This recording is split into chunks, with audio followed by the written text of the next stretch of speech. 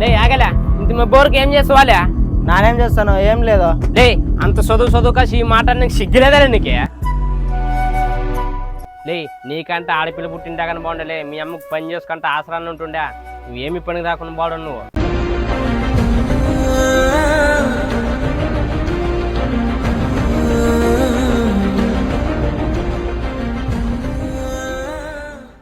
లే తిమ్మరెడ్డి ఎక్కడేలే దాలే.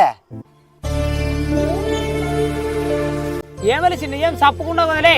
లే వాడు మా అక్కను చూసేనే తెలియలే, వాళ్ళైతే తిట్టింటాడులే. ఏం చేయమంటే మామ, గవర్నమెంట్ బల్ల చదివించి కాసి జాబులు దమ్మంటే ఎక్కడి నుంచి వస్తామమ్మ?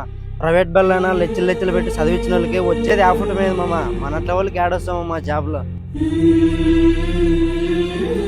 లే ఆ జాబులకే ట్రై చేయకుంటే మేలే, నీకున్న చదువుతానా నీకున్న టాలెంట్ తానా ఏదో ఒక వ్యాపారం చేసుకుంటూ కూడా బతకొచ్చు కదలే.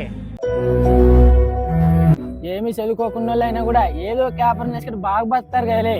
నీకేమేలే అయినా మీ ఏ కోపం తగ్గదరా తిట్టింది. ఇట్లా నా కొడుకు ఖాళీగా ఉంటే ఏమైపోతానేమోను భయంతో తిట్టింటాడు రా. దాలే ఈడే ఉండవునా?